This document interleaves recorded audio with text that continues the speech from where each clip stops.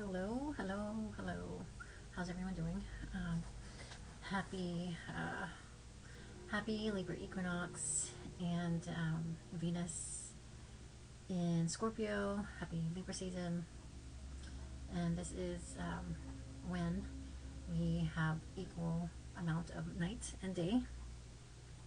So we're in the middle of our year because the new year actually begins at right after the spring equinox, so right around after the new moon I believe it's the new moon in Aries. Yeah, the new moon in Aries marks the beginning of the astrological new year, and so that's like Aries season. So now we are in Libra season, which marks the fall equinox in the northern hemisphere. And today it's September 23rd, and I just wanted to mention a couple things about some of these shifts that are taking place. So the sun is in the sign of Libra, is leaving Virgo season. Virgo is leaving the sign of Virgo, and the ruler of Libra is Venus, which is now in the sign of Scorpio. And so Venus in the sign of Scorpio, who has just left Libra, is less about superficiality and making things comfortable. Venus is connected to relationships and self-worth and value and quality, and so she's still doing that, but in the sign of Scorpio she's doing it in Scorpio ways, which is very deep and dark and shadowy. So there could be an attraction or like a seeking out of triggers, possibly like things that are buried and not that are kind of unpopular to speak about. So really deep psychological stuff, like stuff that makes you uncomfortable.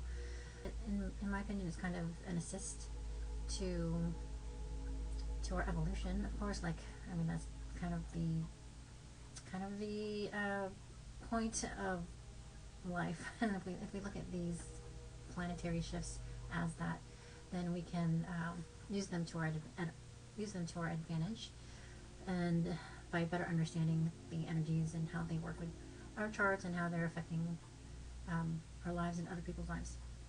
So with Venus in the sign of Scorpio and the South Node in the sign of Libra, and the South Node is where we release and dissolve and move away from those tendencies that are not serving us, or that have been overused, or that have proved to be more destructive to our wellness, our spiritual wellness, our overall wellness.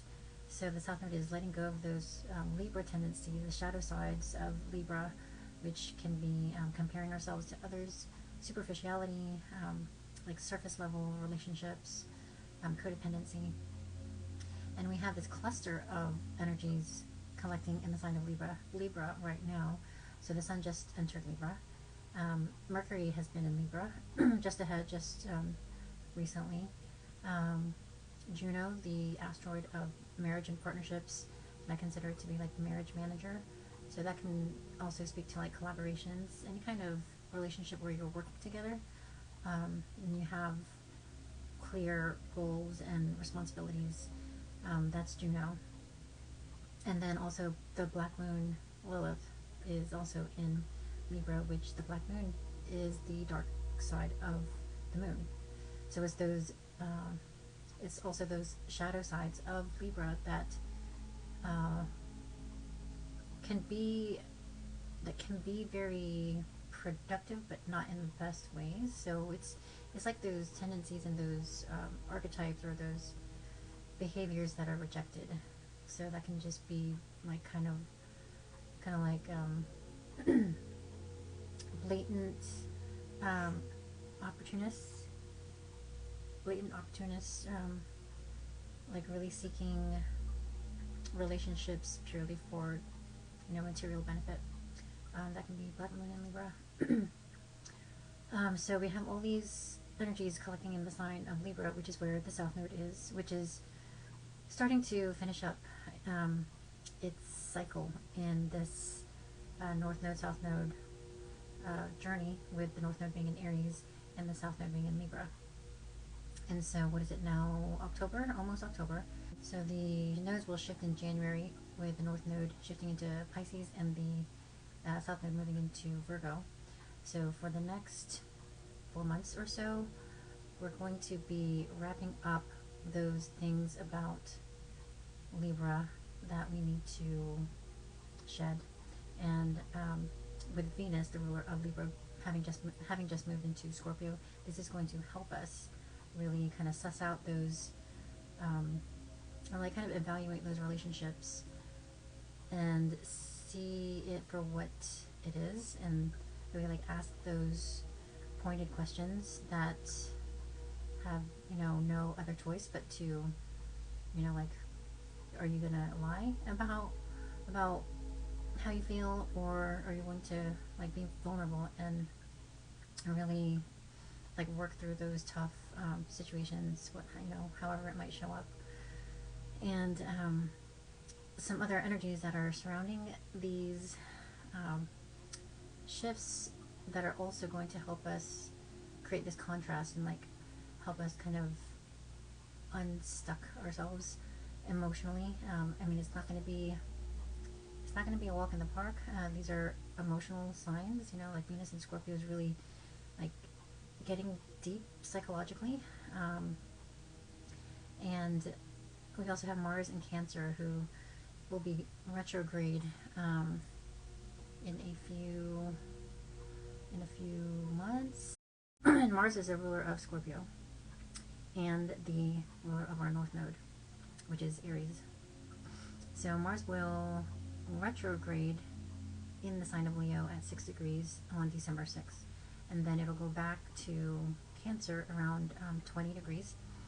And so between 6 degrees of Leo and 20 degrees of Cancer, we'll be revisiting those areas where we're going to kind of have to reevaluate our family situations. Cancer is connected to the home and family and the matriarchy and ancestors.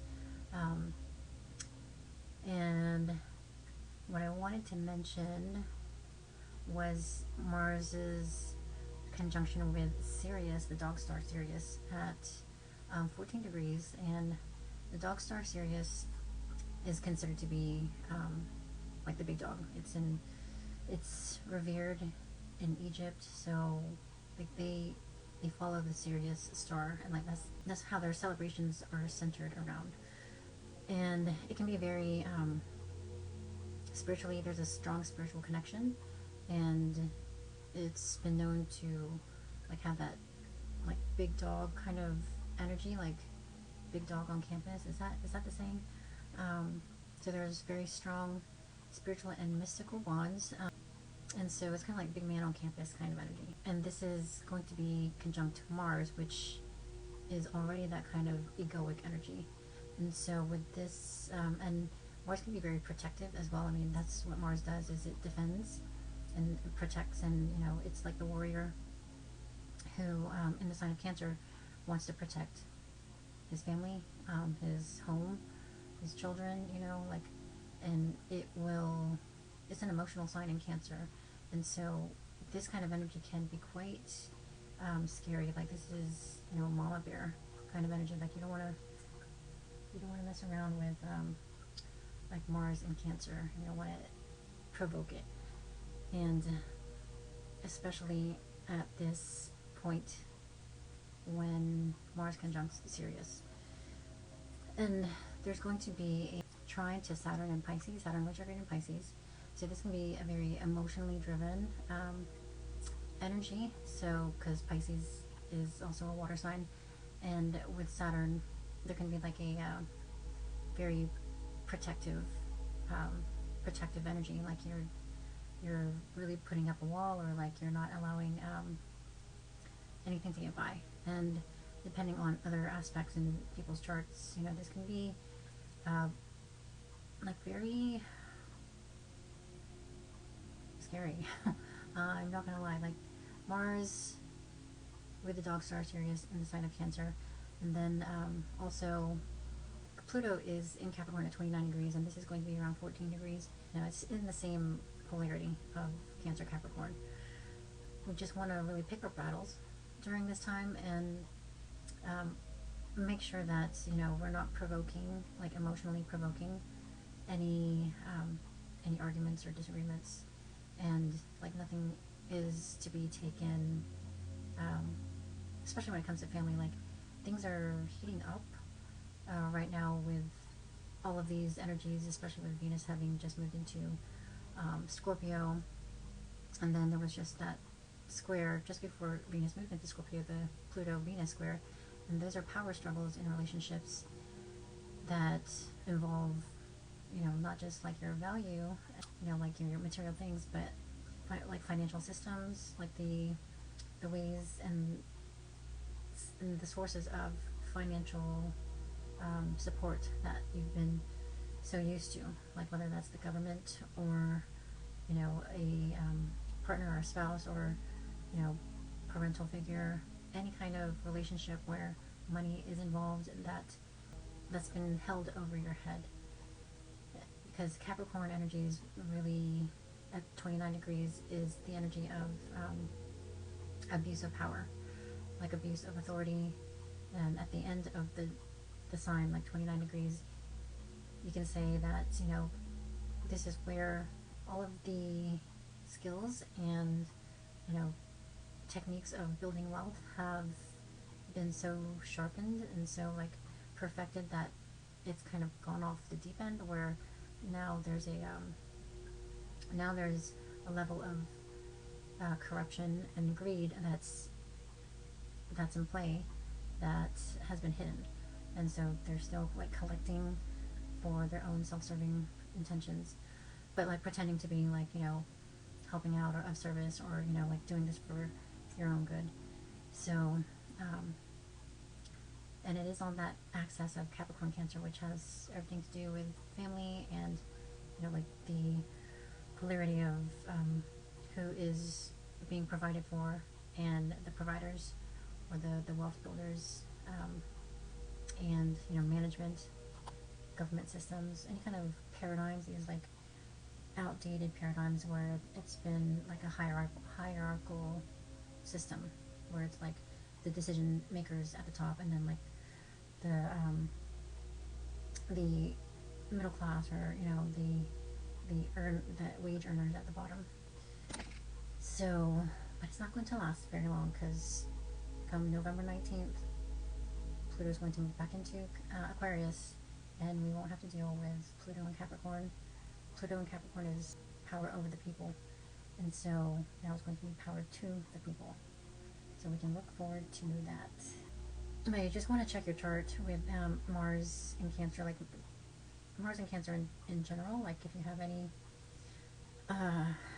planets or points in Cancer, Libra, Capricorn, or Aries, this is going to create an energy of tension, because they're all cardinal signs, and each of those signs approach things very differently, but their intention is to make moves and like make decisions, and really like inspire and like really push things. Where cardinal energies want to see movement, they want to take action. So it's kind of like having all these energies at a four-way stop sign, and each of them want to go, but they can't all go at the same time, or else they'll crash into each other. Unlike like mutable signs, there's like a hesitation, and like, you know, you're not sure what direction they're going to go in, so there's a lack of movement. And fixed signs, they're stuck. But cardinal signs, they all want to go first, you know, whether that's done like emotionally through any kind of emotional coercion, or emotional manipulation or anger, or if it's through bribery or charm, or just like brute force, you know. So yeah, there's some intense energies coming up, leading up to the solar eclipse in Libra. I think that's all I wanted to mention in regard to Mars. Like I had so much more in my head, but then yeah, it could just be the energies. But hopefully that made sense, and hopefully that was helpful. And thank you again for listening. Hope you all had a good equinox. It's kind of like the, you know, energy of spring cleaning, but in the fall. So been doing a bunch of that today, just like doing laundry and whatnot. So yeah, I think that's it for the moment. Again, thanks again for listening, and appreciate your being here and listening to what I have to say. Okay, I hope to see you on the next one. All right, take care. Thank you.